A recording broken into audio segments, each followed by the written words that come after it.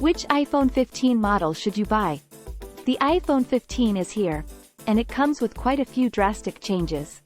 The 11-year-old Lightning charging port has been replaced by USB-C. The notorious notch at the top of the screen has disappeared to make way for the dynamic island, and on the iPhone 15 Pro models the long-lived mute switch has been phased out for a programmable action button. It's a lot, but which iPhone 15 model is best for you? And does any model have enough enhancements to make an upgrade worth the money? If you've been mulling these questions ever since Apple debuted the new handsets, I'm here to help.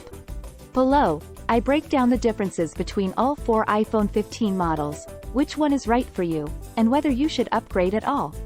Should I upgrade to the iPhone 15? Our common answer to this question is actually a question we ask you. Is your current smartphone doing okay? If it's performing just fine and you're still getting software updates, then the answer is no. This is especially true if you have an iPhone 13 or iPhone 14. They're still pretty recent. If you are having battery life issues but everything else is okay, then you may want to explore a battery replacement for a nominal fee first. We also have a guide to repairing your iPhone you may find helpful. However, this year our standard answer is also slightly different. Apple has changed the charging port on the iPhone 15 range from Lightning to USB-C if you have a bunch of USB-C devices and hate having to keep track of a separate Lightning cable. Then the convenience might be worth the price of upgrading. Lightning accessories aren't going to disappear overnight, but it's also not worth investing in them anymore, as more and more accessory makers will strictly stick to USB-C. The iPhone 15 range includes the iPhone 15, iPhone 15 Plus, iPhone 15 Pro, and iPhone 15 Pro Max.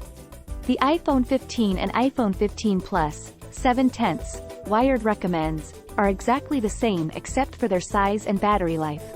The Pro models, 8/10, Wired recommends, unfortunately, have one big difference outside of size, but we'll get to that below.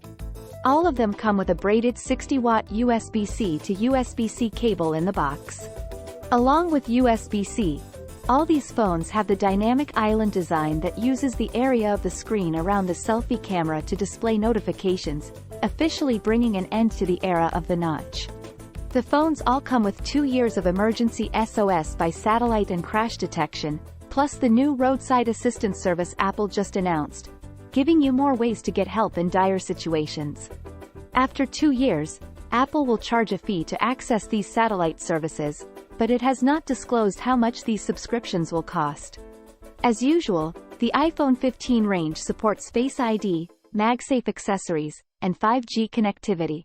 Plus all the phones have a new second-generation ultra-wideband chipset, which offers 3 times the range than before to precisely detect the location of nearby friends and devices via the Find My app.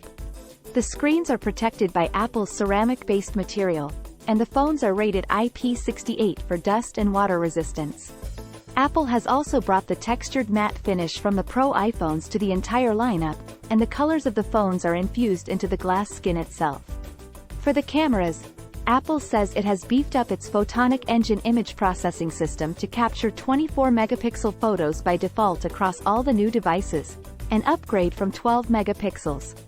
That means you get more detail in your shots, but also larger files.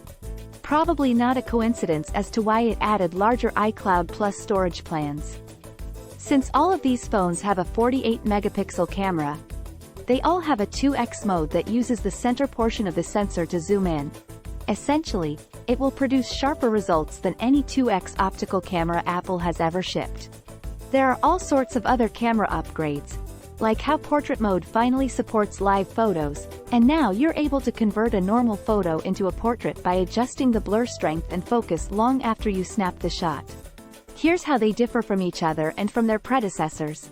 iPhone 15, $829. The 6.1-inch display on the iPhone 15, 7/10, Wired recommends, can now get up to 1,600 nits in peak brightness, and a further 2,000 nits in outdoor conditions, meaning you should have no trouble reading the screen on bright sunny days. It's powered by the A16 Bionic processor, which powers last year's iPhone 14 Pro.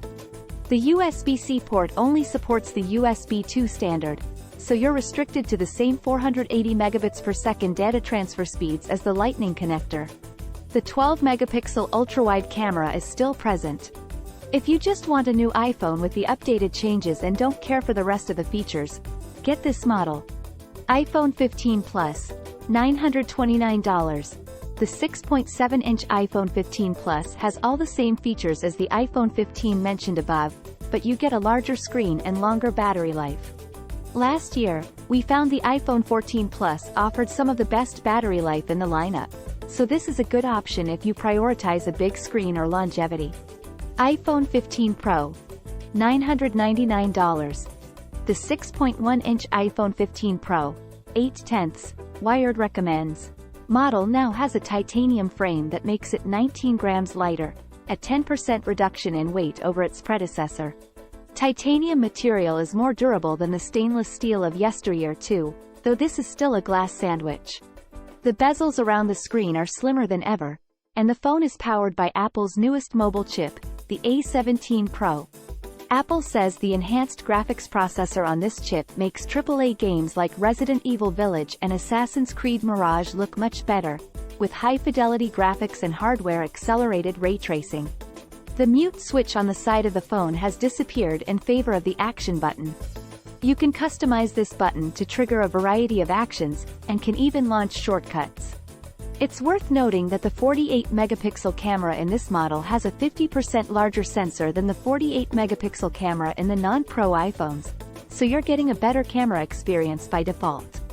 This iPhone also has a 3x optical zoom camera in addition to the 12-megapixel ultra-wide, the latter of which is what you can use to trigger the macro camera for close-ups. The Pro iPhones remain the only ones with a 120Hz screen refresh rate, which makes interacting with the screen feel more fluid and responsive. Buy this model if you want the lightweight titanium, faster data transfer speeds, the nicer camera, and the action button, but don't want a big iPhone. iPhone 15 Pro Max, $1,199. The 6.7-inch Pro Max, 8/10, wired recommends, has everything I just mentioned for the iPhone 15 Pro. These two models also support the USB 3 standard, so you can expect data transfer speeds of 10 gigabits per second, though you'll need to buy a different USB-C cable that can take advantage of those speeds. The USB-C cable that comes in the box doesn't support the full speed the Pro is capable of. Where the Pro Max differentiates is the camera. Instead of a 3x optical zoom, Apple has stuffed in a 5x teleprism camera, allowing you greater zoom capabilities on this iPhone. This telephoto camera uses a new 3D sensor shift stabilization model for greater stability in your photos and videos. It's one of the best camera phones available right now. This is also the only iPhone that starts with 256 gigabytes of storage, but it's also the only one that got a price bump of $100. Buy this model if you want the best camera experience.